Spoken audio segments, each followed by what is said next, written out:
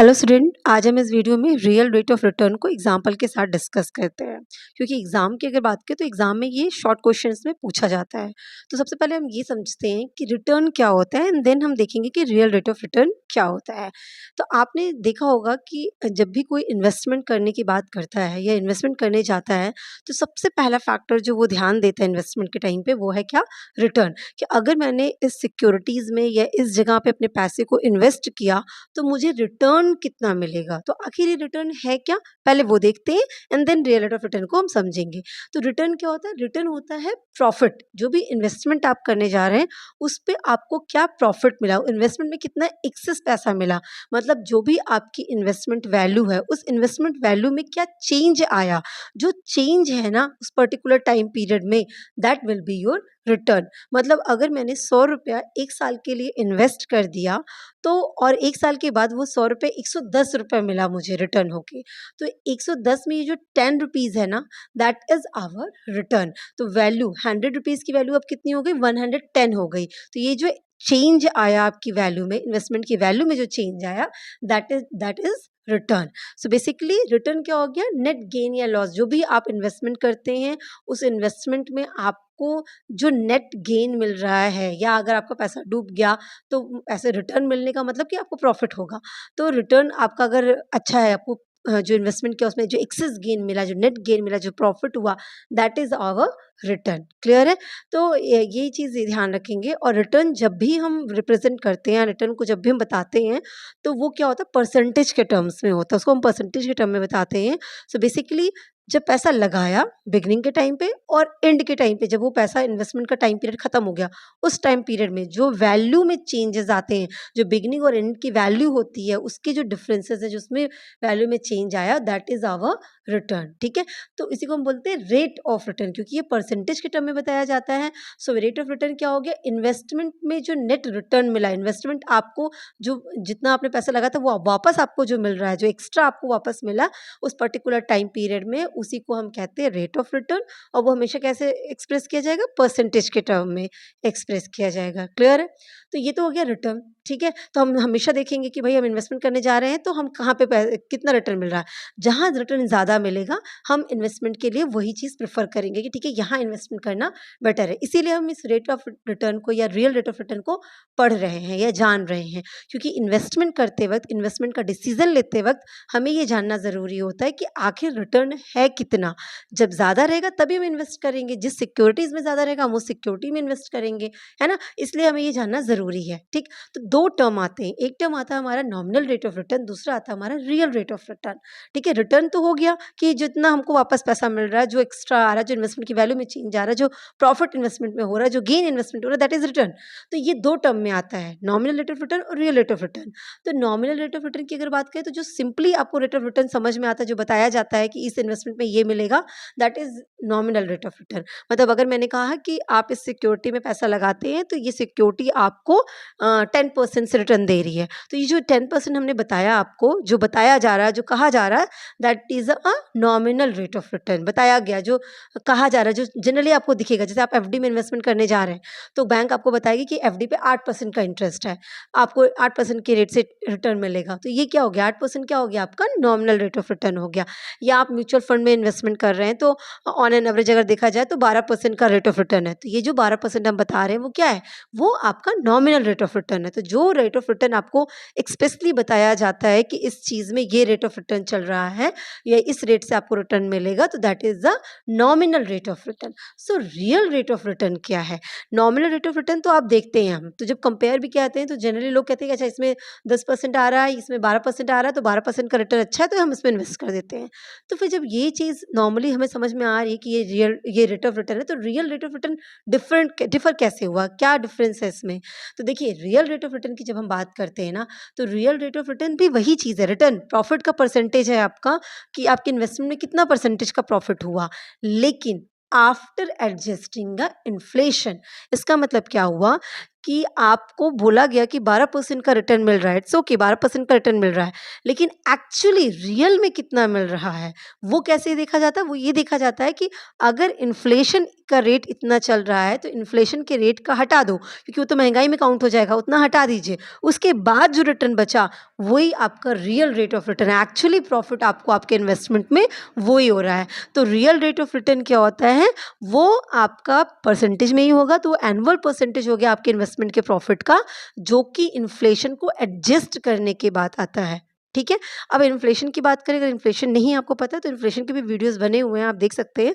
पर इन्फ्लेशन का मतलब हो गया कि एक ऐसा सिनेरियो, अगर इन्फ्लेशन जो चल रहा है, जैसे अभी भी मार्केट में इन्फ्लेशन है, तो इन्फ्लेशन का सिनेरियो का क्या मतलब होता है कि एक ऐसा टाइम पीरियड जहाँ पे प्रोडक्ट की प्राइसेस बढ़ रही होंगी, जो प्राइस होता है किसी भी प्रोडक्ट की, गुड्स या सर्विस जो भी है, उनकी प्राइस बढ़ रही होगी, पर जो रियल वैल्यू है मनी की, जो मनी की वैल्यू है, वो डिक्रीज़ हो रही है। मतलब 100 रुपए में जो चीज़ आपको मिल रही थी, वही चीज़ आपको इन्फ्लेशन की वजह से 500 में मिलेगी, ठीक है? लेकिन देखा जाए तो प्राइस तो बढ़ गया उस चीज़ का, 100 की जगह वो 500 की हो गई, तो प्राइस इंक्रीज़ करती जाती है, पर वैल्यू जो मनी की है, 100 की जो पावर थी वो डिक्रीज़ हो गई, अब वही पावर 500 की हो गई, 100 500 बराबर हो गए, तो वैल्यू जो मनी की है वो डिक्रीज़ हो जाती है, तो दैट इज़ इन्फ्लेशन। तो कहा जा रहा है कि इन्फ्लेशन का मतलब प्राइस किस रेट से बढ़ रहा है, तो प्राइस बढ़ रहे हैं भाई, आप जो भी पैसे इन्वेस्ट करते हो या जो भी कमाते हो, आप क्यों कर रहे हो? क्योंकि उस पैसे से आपको अल्टीमेटली कुछ ना कुछ परचेज़ करना है। अगर आप फ्यूचर में किसी कंटीजेंसी के लिए भी सेव कर रहे हो, तो भी क्या मतलब कोई प्रॉब्लम आएगी तो भी आपको उसको कहीं न कहीं खर्च ही करना है। पैसा है क्या? खर्च करना है। इन्वेस्टमेंट मतलब या सेविंग मतलब या जो भी आप अर्निंग है, वो पैसा आप क्या करते हो? घर में रखने के लिए तो होता नहीं है। उससे आप कोई ना कुछ परचेज़ करते हो। कोई गुड्स, कोई सर्विस, कुछ लग्ज़री आइटम परचेज़ कर रहे हैं, कोई नेसेसिटी के आइटम परचेज़ कर रहे हैं, पर एक्चुअली वो स्पेंड होता है ना? तो जब भी आप उसे परचेज़ करते हैं, तो उससे क्या होता है कि प्राइस पे करनी पड़ती है, और इन्फ्लेशन में वही प्राइस ज़्यादा होती है। इन्फ्लेशन की वजह से प्राइसेस बढ़ जाते हैं। तो अगर आप इन्वेस्टमेंट कर रहे हैं, तो इन्वेस्टमेंट कर रहे हैं तो आपको ध्यान रखना पड़ेगा कि आज जो चीज़ मुझे 100 की मिल रही है, कल वो 500 रुपए की मिलेगी। तो इन्वेस्टमेंट करते वक़्त मुझे ध्यान रखना है कि भई इन्फ्लेशन का इम्पैक्ट ले लीजिए। 500 रुपए की मिलेगी ठीक है, तो अब हमें मेरा पैसा ऐसी जगह लगाइए जो मुझे 500 से ज़्यादा का पैसा दे। मतलब मैं 100 रुपया लगाऊँ तो मुझे 600 रुपया दे, तभी तो मैं कहूँगी कि मुझे फ़ायदा हुआ है, क्योंकि 100 की 500 में तो वैसे भी मिलने वाली थी, एक्स्ट्रा क्या मिला मुझे? तो एक्स्ट्रा जो मिलता है ना, एक्स्ट्रा की जो कैलकुलेशन होती है या एक्स्ट्रा कितना मिल रहा है, ये आपको कौन बताता है? Real rate of return. Is it clear? तो इन्फ्लेशन का मतलब क्लियर हुई? इन्फ्लेशन का मतलब होता है कि प्राइस का इंक्रीज़ करना और मनी की वैल्यू का डिक्रीज़ करना है, ऐसा सिनेरियो, ठीक? तो रियल रेट ऑफ रिटर्न कहता है कि जो भी रिटर्न आपको मिल रहा है, उसमें पहले इन्फ्लेशन कितना रेट है, उसको एडजस्ट कर दीजिए। उसके बाद जो रिटर्न मिला, उसके बाद जो प्रॉफ़िट हुआ, उसी को मानिए कि आपका प्रॉफ़िट है। तो रियल रेट में आपको इस रेट से रिटर्न मिला है। तो अगर सिंपल टर्म में हम बात करें, तो रिटर्न का, रियल रेट ऑफ रिटर्न का मतलब क्या हो गया? इन्फ्लेशन रेट से ज़्यादा जितना भी आपको मिल रहा है, that is your real rate of return. तो मान लीजिए मार्केट में इस वक़्त 4% का इन्फ्लेशन चल रहा है, ठीक है? और आपसे कोई कहता है कि आप इन्वेस्टमेंट करिए, हम आपको 10% का रिटर्न दे रहे हैं। तो रियल में रेट ऑफ रिटर्न कितना मिल रहा है? रियल में आपको कितना मिल रहा है? इन्फ्लेशन से ज़्यादा जितना मिल रहा है, वही रियल रेट ऑफ रिटर्न है।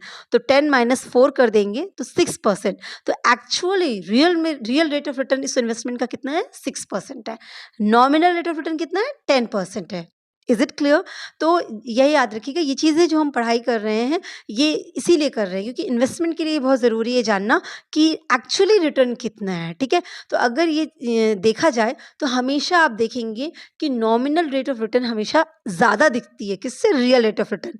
जैसे बोला गया कि 10% का रेट ऑफ रिटर्न मिल रहा है, दैट इज़ अ नॉमिनल। पर जब इन्फ्लेशन का उसमें से डिडक्ट कर दीजिए, इन्फ्लेशन हटा दीजिए और फिर चेक करिए कि कितना रिटर्न एक्चुअली मिला, कितना एक्स्ट्रा प्रॉफिट एक्चुअली होगा, तो वो हमारा क्या कहेगा? Real rate of return. तो ऐसे में वो हमेशा कम ही दिखेगा। तो जो नॉमिनल है वो हमेशा हायर रहेगा, किससे? रियल रेट ऑफ रिटर्न से, सब्जेक्ट टू कि आपका इन्फ्लेशन ज़ीरो है ना? ये इन्फ्लेशन हमेशा याद रखना है कि अगर इन्फ्लेशन कुछ नहीं है तो फिर आपका जो नॉमिनल रेट ऑफ रिटर्न है उतना ही आपका रियल रेट ऑफ रिटर्न भी हो जाएगा। ठीक है? तो ये चीज़ है। अच्छा, ये हम पढ़ क्यों रहे थे, जो मैंने बताया आपको कि जब भी हम इन्वेस्टमेंट करते हैं तो हमें इन्वेस्टमेंट में रिटर्न ध्यान देना होता है। तो इन्वेस्टमेंट के टाइम पे ये इंश्योर करिए आप कि इन्फ्लेशन रेट को डिडक्ट करने के बाद आपके इन्वेस्टमेंट कितना है, आपको रिटर्न कितना मिल रहा है, उस रिटर्न को बेस बनाइए और तभी आप अपना इन्वेस्टमेंट लीजिए, ठीक है?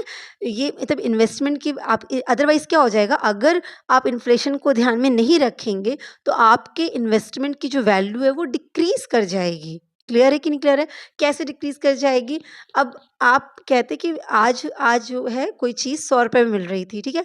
अब वो चीज़ आपको आज नहीं खरीदनी है, आपको 1 साल के बाद खरीदनी है वो चीज़।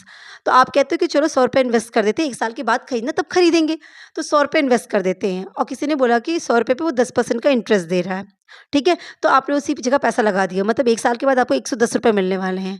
अब साल भर के बाद जब वही चीज़ आप खरीदने जाएँगे, तो क्या वो ₹100 में ही मिल रही होगी? नहीं, वो चीज़ उसकी चीज़ की भी प्राइस बढ़ चुकी रहेगी। कितनी बढ़ गई रहेगी? हो सकता है जितना इन्फ्लेशन जो भी इन्फ्लेशन रेट है वो उसके हिसाब से बढ़ेगी। हो सकता है आपने अगर रियल रेट को ध्यान में ना दिया हो और जो 10% वो दे रहे हो अगर उतना ही इन्फ्लेशन हो, तो क्या हुआ? आपका 100 और 110 दोनों बराबर हो गए। आप जब 1 साल बाद उसे खरीदने गए तो उस चीज़ की प्राइस ₹110 हो गई। तो एक्चुअली इन्वेस्टमेंट का कुछ रिटर्न मिला आपको? नहीं, कोई रिटर्न नहीं मिला। ₹100 आपने पास रख दिए या ₹100 आपने इन्वेस्टमेंट कर दिया। कोई रिटर्न आपको नहीं मिला, एक्चुअल रिटर्न आपको नहीं मिला क्योंकि प्राइस वही रह गई। आप जब खरीदने जाएँगे तो सेम चीज़ आपको मिलेगी। 100 की चीज़ 1 साल बाद 110 की ही मिल रही है। तो आपने अगर इन्फ्लेशन ध्यान नहीं दिया तो आपकी इन्वेस्टमेंट की वैल्यू क्या हो जाएगी? मतलब वो न्यूट्रल रहेगी, डिक्रीज़ हो जाएगी। अगर मान लीजिए इन्फ्लेशन का रेट 6% चल रहा है, ठीक है? और कोई आप इन्वेस्टमेंट करने जा रहे हैं ₹100 और वो कह रहा है आपको 4% के रेट से रिटर्न देंगे। तो आपने कहा चलो कोई बात नहीं, 104 हमको साल भर के बाद ₹104 मिल जाएगा, हमको वो चीज़ खरीदनी है, हम खरीद लेंगे।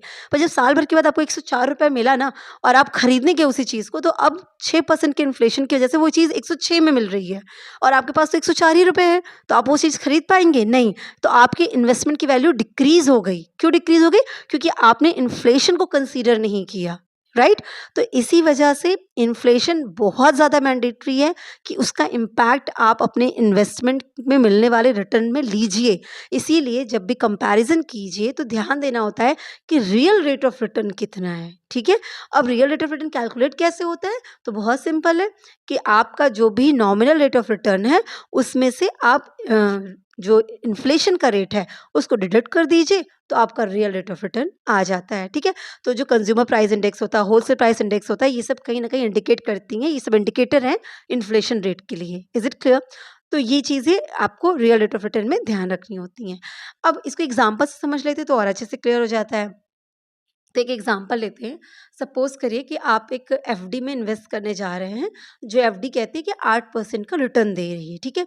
8% का एफडी रिटर्न दे रही है, that is your nominal rate of return और 6% का इन्फ्लेशन चल रहा है, तो रियल रेट ऑफ रिटर्न कितना हुआ? सिर्फ़ 2% का। तो एक्चुअली आप अगर एफडी में इन्वेस्ट करते तो आपको रिटर्न कितना मिला? सिर्फ़ 2% मिला। 6% तो प्राइस में ही एडजस्ट हो जाएगा। जो चीज़ आज जितने की मिल रही है, 1 साल के बाद जब आप रिटर्न आपको मिलेगा, आपका इन्वेस्टमेंट वापस मिलेगा आपको, तो वो प्राइस भी 6% से बढ़ चुका रहेगा। तो 6% अगर आपको कोई इन्वेस्टमेंट की वैल्यू बढ़ा के दे रहा है तो मतलब कुछ भी नहीं दे रहा, वो आज जितना है उतना ही कल दे रहा है आपको।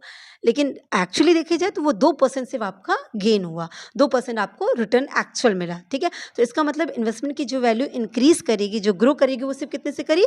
सिर्फ़ 2% से। आप ये नहीं कह सकते हैं कि हमारा 8% का रिटर्न मिला, हमें 8% से ग्रो कर गई हमारी इन्वेस्टमेंट की वैल्यू, नहीं, एक्चुअली सिर्फ़ 2% से ग्रो की। That is your real rate of return. इसको और अच्छे से समझिए क्योंकि ये समझिएगा कि रियल रेट ऑफ रिटर्न से क्या होता है, आपकी परचेजिंग पावर इंक्रीज़ करती है। अगर रियल रेट ऑफ रिटर्न रहता है तो परचेजिंग पावर बढ़ जाती है। इस चीज़ को मैं यहाँ पे इसी एग्ज़ाम्पल को हम एक प्रोडक्ट पे डाल के अच्छे से समझ लेते हैं।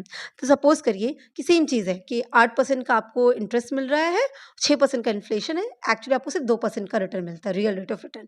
तो मान लीजिए आपने ₹1000 की एफडी खरीदी, ठीक है? इन्वेस्टमेंट कितना करा? ₹1000 का। अब ₹1000 की जब एफडी खरीदी तो एफडी वाले में आपको इंटरेस्ट कितना दे रहे हैं? 8% का इंटरेस्ट दे रहे हैं, 1 साल के लिए। तो इसका मतलब साल भर के बाद आपकी जब एफडी मैच्योर हो जाएगी तो आपको कितना रुपया वापस मिलेगा? 1000 पे 8% निकाल लेंगे, तो 1000 का 8% निकालेंगे, ठीक है? ₹80 आया तो 1000 प्लस ₹80 कर देंगे तो 1080 आ गया। तो ₹1080 आपको 1 साल के बाद वापस मिलेगा। ₹1000 आपने लगाया साल भर के लिए और साल भर के बाद आपको ₹1080 रिटर्न में मिलेगा, ठीक है? ये जो आपकी वैल्यू इन्वेस्टमेंट की वैल्यू में जो चेंज आया 1000 से 1080, तो ये जो 80 आया दैट इज़ योर रिटर्न, ठीक है? अब ये आ गया आपका nominal rate of return, clear है? अब मान लेते हैं कि आप इस ₹1000 से क्या खरीदते हैं? तो आप ना इससे मिल्क जो है मिल्क के पैकेट खरीदते, ठीक है? मिल्क के पैकेट की प्राइसिंग ₹20 थी उस टाइम पे, तो जब आप ₹1000 जिस समय आपने खरीदी एफडी, उस समय अगर आप मिल्क के पैकेट खरीदते 1000 से तो आप कितना खरीद ले जाते? 50 पैकेट्स खरीद ले जाते, क्योंकि 20 की प्राइस है, तो आप 50 पैकेट खरीद ले जाते आप उस 1000 से, ठीक? पर आपने 50 पैकेट नहीं खरीदा, आपने 1000 इन्वेस्ट कर दिया। अगर आपने साल भर के बाद इन्वेस्ट कर दिया, तो बट ऑब्वियस सी बात है कि इन्वेस्टमेंट की वैल्यू इतनी हो कि अब आप 50 से ज़्यादा खरीद पाएँ ना, नहीं तो फिर क्या फ़ायदा आपका इन्वेस्टमेंट का? आपको इतना तो रिटर्न मिलना चाहिए कि आप 50 पैकेट से ज़्यादा खरीद पाइए। 1000 में तो 50 अभी भी आप खरीद ले रहे थे। साल भर के बाद पैसा कहीं और रखे रहे हैं और फिर जब पैसा मिला तो भी अब आप 1000 में 50 ही खरीद पा रहे हैं या 50 ही पैकेट खरीद पाए, तो कोई फ़ायदा है क्या? नहीं, वो इन्वेस्टमेंट बेकार है। तो अब अगर हमने एग्ज़ाम्पल में देखें तो हमारे एग्ज़ाम्पल में 2% का रियल रेट ऑफ रिटर्न है। तो हमें रिटर्न कितने से मिल रहा था? 8% से, और इन्फ्लेशन कितने का था? 6% का। तो मानते हैं कि अगर 6% का इन्फ्लेशन है, तो उसी मिल्क के प्रोडक्ट की जो प्राइस है वो बढ़ जाएगी, है ना? जो आज आपको 20 रुपए का मिल्क मिल रहा है, वो 1 साल के बाद 6% इन्फ्लेशन की वजह से उसी पैकेट मिल्क के पैकेट की प्राइस कितनी रखी लगेगी? 21 रुपीज़ 30 पैसे। मतलब वही पैकेट अब आप 21 रुपए में पाएँगे 1 साल के बाद। 1 साल के बाद जब आपका इन्वेस्टमेंट का रिटर्न मिलेगा, तो वही 20 रुपए का पैकेट आपको कितने का मिल रहा होगा? 21 रुपीज़ का मिल रहा होगा। क्लियर है? अच्छा, 1 साल बाद आपके इन्वेस्टमेंट की वैल्यू कितनी रहेगी? 1080, है ना? 8% के नॉमिनल इंटरेस्ट पे 1080। तो अब आप बताइए, इस 1080 से फिर आप अगर मिल्क का पैकेट परचेज़ करेंगे तो आप कितना परचेज़ कर सकते हैं? अब आप 51 पैकेट्स परचेज़ कर सकते हैं। आपने 1 एक्स्ट्रा पैकेट परचेज़ कर लिया। ये जो 1 एक्स्ट्रा पैकेट आप परचेज़ कर पाए ना, वो किसकी वजह से? क्योंकि आपको 2% का रियल रेट ऑफ रिटर्न था। अगर वो 8% नहीं, सिर्फ 6% का रिटर्न दे रही होती एफडी, एफडी में होता 1000 पे 6% का इंटरेस्ट मिल रहा होता, ठीक है? और 6% का इन्फ्लेशन चल रहा होता, तो जब आपको साल भर के बाद 1060 मिलता ना, तो 1060 से आप अगेन जब मिल्क का पैकेट परचेज़ करने जाते, तो वो 21 रुपीज़ का हो चुका होता और सिर्फ आप 50 ही खरीद सकते थे। तो एक्चुअली आपको कुछ चेंज हुआ? नहीं, आपकी परचेज़िंग पावर वहीं की वहीं रह गई। पर रियल रेट ऑफ रिटर्न कहता है कि रियल रेट ऑफ रिटर्न की वजह से परचेज़िंग पावर बढ़ जाती है। अब आप 50 की जगह 51 पैकेट्स खरीद पाए, 1 पैकेट एक्स्ट्रा, क्योंकि आपके पास एक्स्ट्रा पैसा आया, है ना? कहने को तो 1000 की जगह 80 रुपए एक्स्ट्रा मिले, लेकिन एक्चुअली जब आप परचेज़ करने गए, आप खरीदने गए, उसको स्पेंड करने गए, तो सब प्राइसेज़ भी बढ़ चुके थे हर चीज़ के। तो उस हिसाब से आपको सिर्फ 1 पैकेट का एक्स्ट्रा आया। तो रियल रेट ऑफ रिटर्न क्या करता है? परचेज़िंग पावर इन्वेस्टर की बढ़ा देता है। और अगर सोचिए इन्फ्लेशन कुछ ना होता, है ना, इन्फ्लेशन नहीं होता, तो और आपको 8% का रेट ऑफ रिटर्न मिल रहा होता, तो ऐसी सिचुएशन में इन्फ्लेशन 0 होता, तो आपको साल भर के बाद वही मिल्क का पैकेट 20 रुपए का मिल रहा होता और तब आप 1080 से 54 पैकेट्स परचेज़ कर सकते थे। लेकिन ऐसा नहीं है, इन्फ्लेशन रहता है, इन्फ्लेशन का रेट रहता है, इन्फ्लेशन इंक्रीज़ करती है, तो ऐसी सिचुएशन में प्राइसेज़ भागेंगी। जब प्राइसेज़ भागेंगी तो हमको कंपेयर करना पड़ेगा कि एक्चुअली रियली हम कितना हमको मिला, रियल रिटर्न हमारा कितना है। तो इसीलिए हम रियल रेट ऑफ रिटर्न को कैलकुलेट करते हैं। आई होप आपको क्लियर हुआ होगा कि रियल रेट ऑफ रिटर्न है क्या चीज़, ठीक है? तो एकदम क्रक्स में समझिए कि इन्फ्लेशन से एक्सेस जो भी रिटर्न आपको मिल रहा है, वही आपका रियल रेट ऑफ रिटर्न होता है और रियल रेट ऑफ रिटर्न बहुत ज़्यादा ज़रूरी होता है क्योंकि वो परचेज़िंग पावर को इन्वेस्टर की बढ़ा देता है। क्लियर है? और हमें इन्वेस्टमेंट का डिसीज़न लेते वक़्त ये ध्यान देना चाहिए कि हम इन्फ्लेशन की प्राइस को एडजस्ट कराएँ, मतलब हम कंपेयर करें रियल रेट ऑफ रिटर्न को, ना कि नॉमिनल रेट ऑफ रिटर्न को। अदरवाइज़ हमारे इन्वेस्टमेंट की वैल्यू डिक्रीज़ हो सकती है। Is it clear? So I hope सब चीज़ें क्लियर होंगी। Wish you all the best. Thank you so much.